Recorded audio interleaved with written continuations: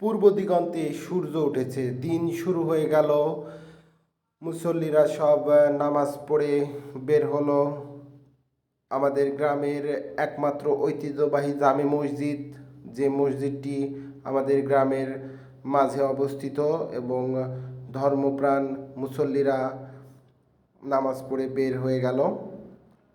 আরেকটি মসজিদ আমাদের গ্রামে অবস্থিত, সেটা পশ্চিম পাড়াতে অবস্থিত, স্কুলের পাশে নতুন একটি মসজিদ। নতুন মসজিদ হলেও এখনও এর কাজ চলছে। ভবিষ্যতে মসজিদটি আরও সৌন্দর্য রূপ ধারণ করবে বলে মনে করি, আমাদের সবার সহযোগিতায়। 33 নং চাপাইগাছি সরকারি প্রাথমিক বিদ্যালয়, যে বিদ্যালয়ে আমরা পড়াশোনা করেছি, এবং তখন এই বিদ্যালয়টি কিন্তু এই 2 স্টার বিল্ডিং ছিল না, তখন ছিল টিন শেডের এবং মেঝো ফ্লোর করা ছিল। তো এখন শিক্ষার মান কিছুটা উন্নত হয়েছে এবং উন্নত স্কুল তৈরি হয়েছে। স্কুলের সামনেই রয়েছে একটি বিশাল বড় বটগাছ, যা পরিবেশের ভারসাম্য রক্ষার জন্য গুরুত্বপূর্ণ ভূমিকা পালন করে আসছে। গ্রামের পশ্চিম প্রান্তে রয়েছে আবাসন। এই আবাসনে বসবাস করে যাদের ভূমি নেই তারা। চলে আসছি এখন গ্রামের শেষ প্রান্তে, যেখানে অবস্থিত ব্রিজ। গরু মাঠে চড়ানো হচ্ছে।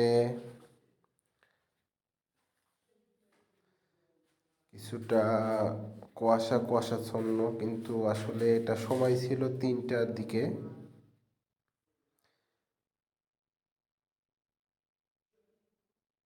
অনেক সৌন্দর্য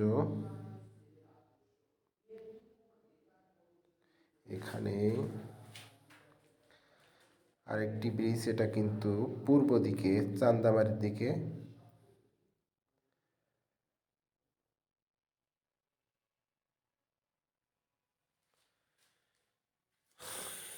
আলামপুরে যেতে যে পথটি,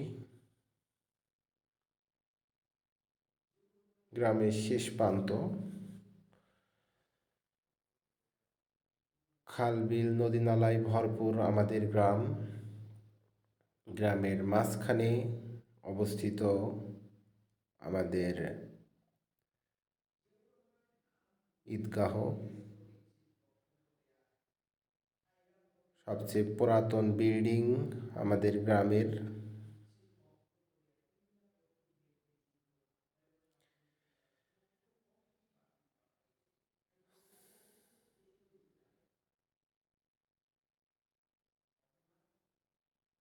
ব্রিজ যাতায়াতের জন্য ব্যবহার করা হয়, যা চলে গেছে আলীনগর থেকে বাখল দিয়ে ঝাউদিয়ায় যাওয়ার পথ এটা। বিলের মধ্যে মানুষ বিভিন্ন উপায়ে মৎস্য শিকার করছে।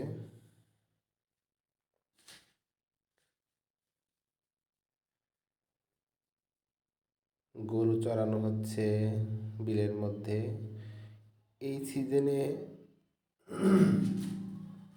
সরিষা চাষ করা হতো আগে, কিন্তু এবার বিলের মধ্যে কেউই সরিষা চাষ করে নাই। বিলের সৌন্দর্য ফুটে উঠেছে।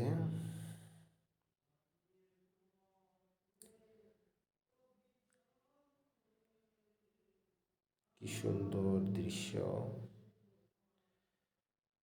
যারা অনেক দিন প্রবাসী রয়েছেন, তারা হয়তো 5 বছর 10 বছর নিজের বিলকে চোখে দেখেননি, এই ভিডিওর মাধ্যমে দেখবেন, কিছুটা অনুধাবন করবেন। কারণ যাদের শৈশব এই বিলের সাথে জড়িত,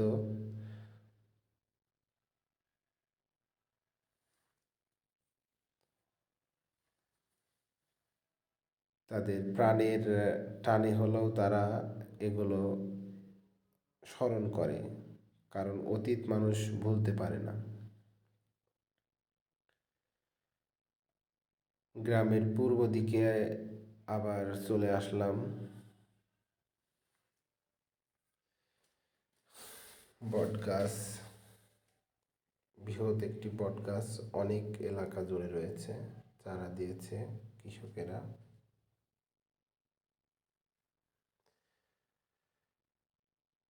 গ্রাম মানেই সৌন্দর্য, গ্রাম মানেই সৌন্দর্যের অবলীলা। শহর থেকে যখন গ্রামে মানুষ আসে, গ্রামে আসার সাথে সাথেই যেন শরীরের মধ্যে ওষুধ দিলে যেমন রোগ সেরে যায়, ঠিক তেমনই গ্রামে পা দেওয়ার সাথে সাথে সব রকমের ক্লান্তি, ব্যস্ততা, অশান্তি দূর হয়ে যায়। গ্রামের মানুষ এই জন্যই শৌখিন। শহরের ব্যস্তময় জীবন ছেড়ে কিছু সময় আমরা গ্রামে পার করলে মনে হয় ভিতরে প্রশান্তি।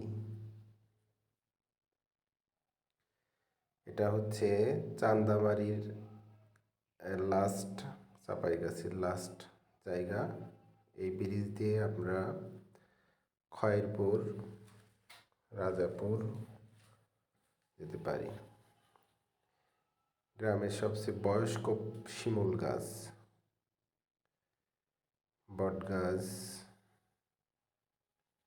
একটি বটগাছের আয়ুকাল কিন্তু 500 থেকে 600 বছর। যদি সেই রকম উপযুক্ত পরিবেশ পায় তাহলে 500 থেকে 600 বছর পর্যন্ত একটি বটগাছ বেঁচে থাকতে পারে।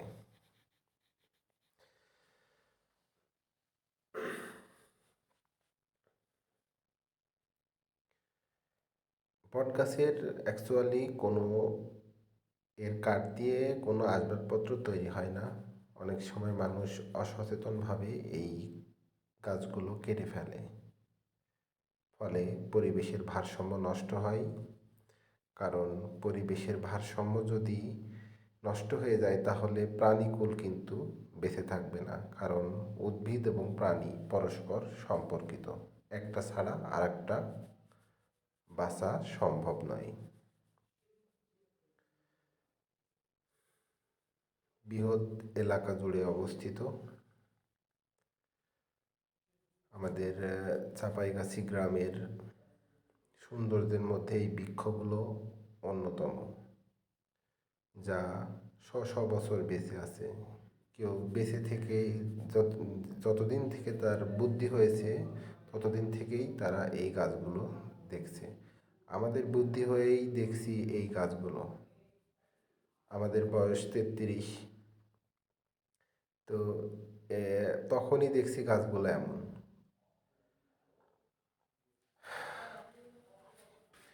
পাখি আসলে অন্যরকম একটি সৌন্দর্য। এই ব্যক্তিটি পাখি কিন্তু প্রতিদিন সকালে এখানে কিছু খাবার দেয় এবং পাখিগুলো আসে। সরিষা ফুলের সৌন্দর্যে ছেয়ে গেছে গ্রাম, যেখানে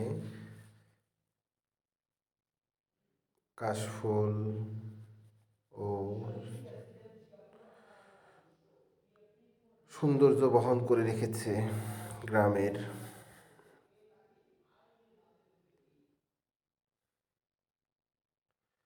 প্রাকৃতিক সৌন্দর্যে ভরপুর গ্রাম। গ্রামে আসলে মন অবশ্যই ভালো হয়ে যায়। এই প্রাকৃতিক সৌন্দর্য চোখে লাগার সাথে সাথে চোখের প্রশান্তি হয়, চোখের জ্যোতি ফিরে আসে। অপরূপ সৌন্দর্য গ্রামের। যখনই কোনো ব্যস্তময় সময় কাটানো হয়, 1 মাস, 2 মাস, 1 বছর, যদি গ্রামে আসা হয়, গ্রামের এই সৌন্দর্য দেখলে মন ভালো হয়ে যায়। তাই যখন ব্যস্তময় সময় ছেড়ে কিছু সময় পাবেন তখন গ্রামে চলে আসবেন বেড়াতে। 1 সপ্তাহ কাটাবেন, পরে দেখবেন আপনার মেমোরি সার্ফ হয়ে গেছে। আপনি পুনরায় ভালো কোনো কাজ করার উদ্যম, সাহস পাচ্ছেন।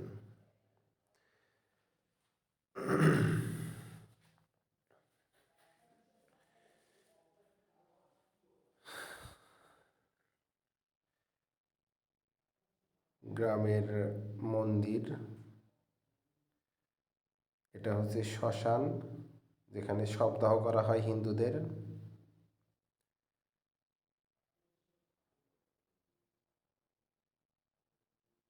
গ্রামের মাঝে অবস্থিত মন্দির।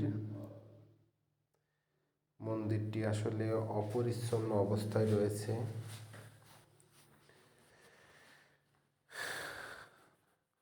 পরিষ্কার পরিচ্ছন্ন করার আসলে এখানে কেউ নেই। প্রাকৃতিক সৌন্দর্য মন ভরিয়ে দেয়। অপরূপ সৌন্দর্য গ্রামের। সবাই সময় পাইলে গ্রামে আসবেন।